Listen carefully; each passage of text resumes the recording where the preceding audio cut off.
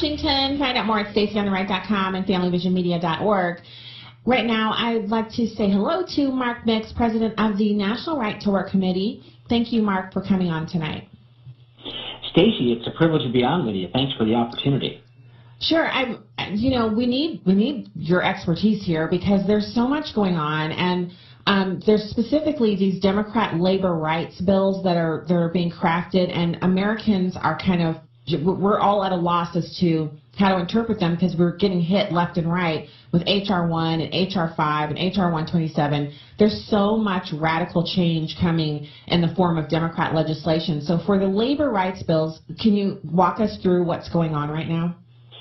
Yeah, Stacy, and first of all, thank you for your service to the country and that other hazardous duty you served on a school board, a local school board. My goodness. That was fun. That's really interesting. Hopefully we'll get a chance to talk a little bit about that because I'd love to hear about your experience there. But anyway, you're right. The Congress is busy, the President is busy, the executive order pens are busy, and there is a large component of what's happening here in Washington, D.C. that deals with labor unions and American workers. And one of the bills that's going to be up on the floor next week, it looks like, according to Steny Hoyer, is a bill called the so-called PRO Act. And I know you've talked a little bit about this in the past. This is H.R. 842.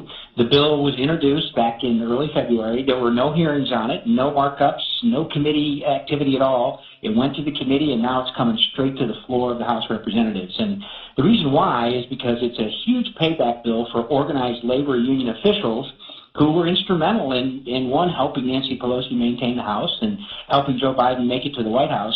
And the bill is really an amazing piece of legislation. It has just about everything that organized labor union officials have wanted for the last 60 years in America. And primarily our interest in it, I mean, we're interested in every part of it, but the most important part for us is the bill would simply repeal all 27 right-to-work laws across the country, Stacy. And these laws are really simple. They give you the choice. If you want to associate with a union, you can. If you want to give your entire paycheck to a union, you can. But in the 27 states that have right to work, you can't be fired from your job for failure to pay dues or fees.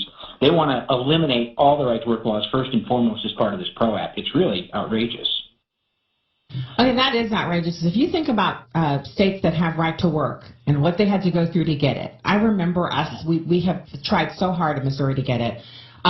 So many years of advertising and door knocking and public information campaigns, and the unions are very small, but they're very, very wily and crafty when it comes to fighting back against right to work. So to have more than half of the United States have right to work laws and have them all wiped away with one piece of federal legislation, it disenfranchises voters and people who worked hard to get these laws in place. What about federalism? What about the ability for states to have individual laboratories of democracy and all that stuff? Well, Stacey, that's a great question, and people are surprised. They say, well, Congress can't repeal Michigan's right-to-work law. Congress can't repeal Wisconsin's right-to-work law. Congress can't repeal Kentucky's or West Virginia's or Indiana, those states that have just passed it in the last 9 years. But unfortunately, because of the way labor policy has been shaped in America, they actually can, and here's how it works. It's really quite bizarre. In 1935, during the Roosevelt administration and the New Deal, Congress passed what's known as the Wagner Act, and that was a federal power grab of all the labor management relations in the country. They took them all from the states, and in fact, to your point, Stacy, in 1933, Roosevelt tried it with a bill called the National Industrial Recovery Act, and the Supreme Court ruled it unconstitutional. He said, you can't do that. The states, are sovereign. They are the laboratories, as you mentioned, and the 10th Amendment means something, and the 9th Amendment means something. But Roosevelt sent a message over to the Supreme Court and said, look, I want this thing ruled constitutional because we want a federalized labor policy. And sure enough, in 1935, when virtually the same bill came back to the United States Congress and the Supreme Court looked at it again in 1937, and this time they said, oh, yeah, no problem, it's constitutional. And since then, union officials have had the power to force workers to pay dues or fees to get or keep their jobs. And the federal law basically says it gives the states permission to pass right-to-work laws, and all they have to do is go back into that federal law and take out the permission of states passing right-to-work laws that was passed in 1947 under the Taft-Hartley Act, and all the right-to-work laws are wiped off the map, and no state could pass one in the future if this bill passes. Wow. So that's super important. How do we have bills that are that can you imagine on another issue, which I'm not looking to force you into an opinion on it, but imagine if when conservatives were in power, they passed a piece of legislation that said abortion is outlawed in this country and it can never be lawful in this country. Do you think liberals would stand up for that? Like, they would not put up with that. There would be huge backlash. So this is that kind of a bill where they're actually precluding things that happen in the future. I didn't even know that was possible legislatively. Well, they can try it. They can see what they're going to do. I think we're going to be okay on this bill. They're going to pass it in the House. I think it'll probably end up, as I mentioned, on the floor next week, and it will probably pass the House. It passed in the last Congress with 224 votes, and it died over in the Senate. But I think Steny Hoyer and Nancy Pelosi, the union officials called and said, we want to vote on this bill. And frankly, Stacy, we want to vote on it too, because to your point, the American people should know who is for freedom in the workplace and who is for coercion and forced unionism in the workplace. We think that's a winning vote for us, and I suspect that a lot of politicians come 2022 will regret the fact that they said, you know what, in order to work in this country, you've got to pay a private organization a fee for the right to work. So I know there are a lot of people who consider themselves to be true conservatives, and I'm sure they are, who are also members of unions. And so the right to work position is not anti-union, it's for worker freedom. And there's a huge difference there. Can you kind of expound on that a little bit? Because I really feel a lot of sympathy for people who are fiscally conservative and they're socially conservative, but they're members of unions and they support their union. And there's nothing wrong with you being in a union and supporting it if you want to. This is about people who don't want to, and that distinction is oftentimes not properly explained. That's exactly right, and that's an important distinction because the right to work laws give power to the individual workers. They don't give it to big business. They don't give it to big labor. It truly is an individual worker's choice whether or not they want to financially support a labor union. So, for example, to your point, I mean, I know you're an expert marksman, and you treasure the Second Amendment.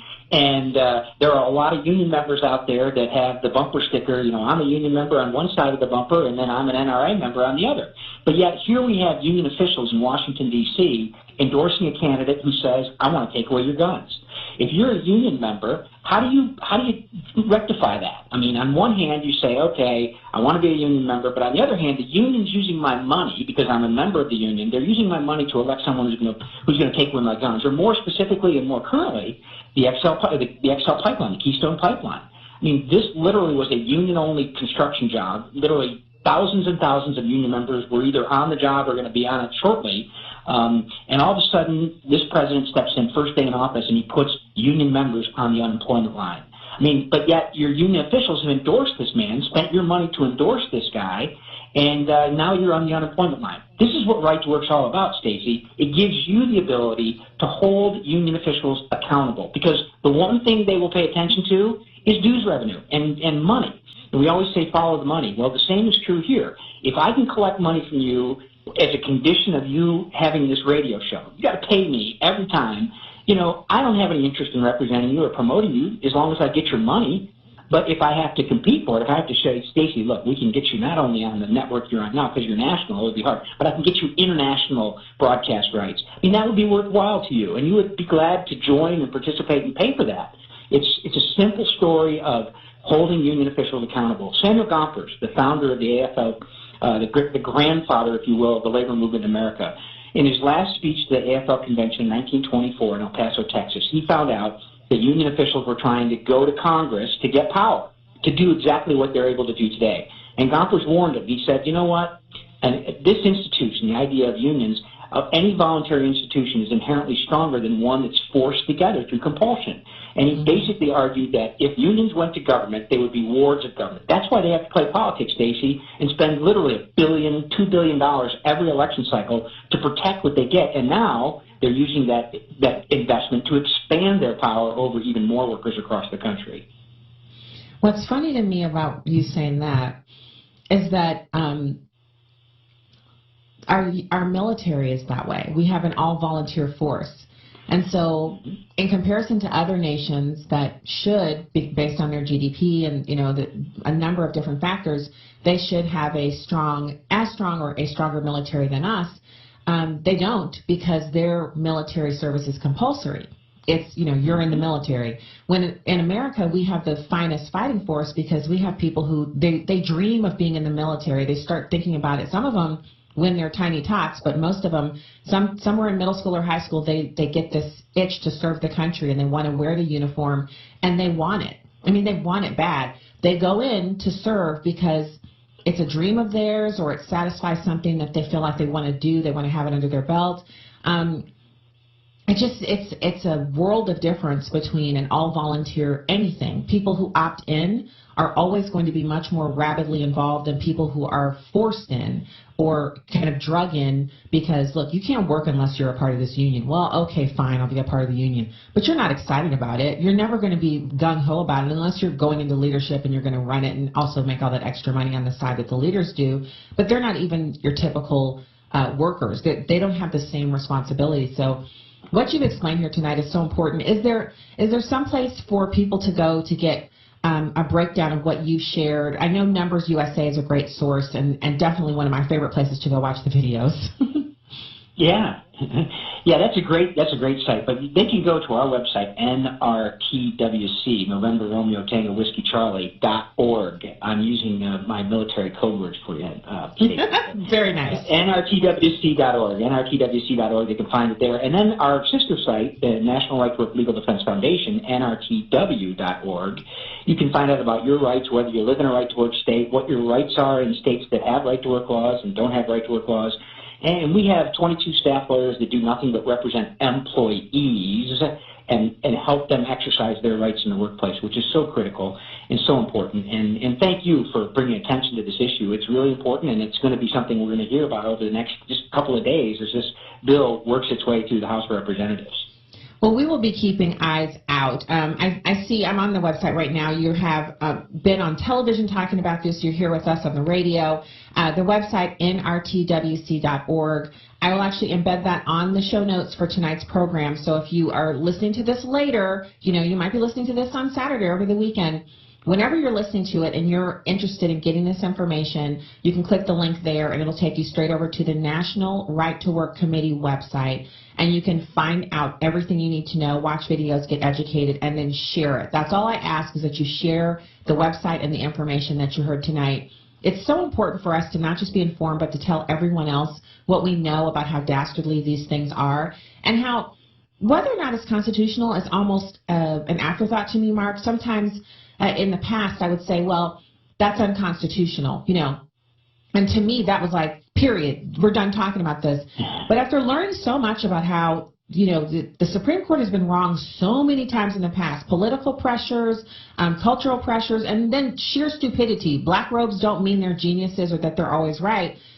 That we really have to actually know the history. We have to know the Constitution. We have to compare and see if what is being done really passes muster. This does not pass muster, but it doesn't mean that our current Supreme Court, which is so-called conservative, would push back on the Biden administration in a power grab like this. It's up to us to call our legislators and say, we don't want these bills. That's exactly right. This grand experiment of self-government requires that of us. Jefferson said it, the only way this type of government can survive is for folks to be educated about what we're doing in a constitutional republic. We loan our power to elected officials. We loan it to them. That means that at some point we can call that loan if we want to. But the only way we can call a loan is to make sure we know what the heck they're doing. And by watching it, and thank you for bringing attention to it too, because you're right. I mean, the Constitution, the Bill of Rights are negative rights in the sense they're directed at government. If you have the right to associate, the contrary right not to associate must exist by definition. But yet somehow a private organization has gotten the right to force you to join, to pay dues, to associate with them as a condition of working in America. It doesn't sound right. It isn't right. We're going to fix it. It may take some time, but it's important that everyone engage on an issue like this. And again, to your point, Stacy, it's not anti-union. It's anti-forced unionism, and that's a cause we can all get around. We can all get around that because the right to work position leaves every American open to continue to do whatever they want to do in the way of unionization. The forced unionization method says if you want to do any of these jobs, you have to pay dues to the Democrats, which they will then funnel. Well, you pay dues to your union, and it gets funneled to the Democrats. Those, That was Freudian, think about, Stacy, by the way. That was Freudian. well, yeah, I mean, it's the truth. It's where it goes. The union's Democrat, and they're funneling to Democratic politicians. But these are the two options. And if someone tells you that's not true, examine it for yourself. I mean, Mark's not coming on here for his health, although I got to say I've enjoyed talking to you. This is because there's truth that needs to be told, and we need to get this information out there. I'm so grateful that you could come on tonight. Thank you for your service to our country, and especially for the work you're doing as president of the National Right to Work Committee. We really appreciate your time tonight, Mark. Stacy, great to visit with you. Thanks for the opportunity. All right, I hope to talk to you again soon. We'll get updates from you. Hopefully, as soon as there's new news, we'll have you back on to talk about it. Great, thanks.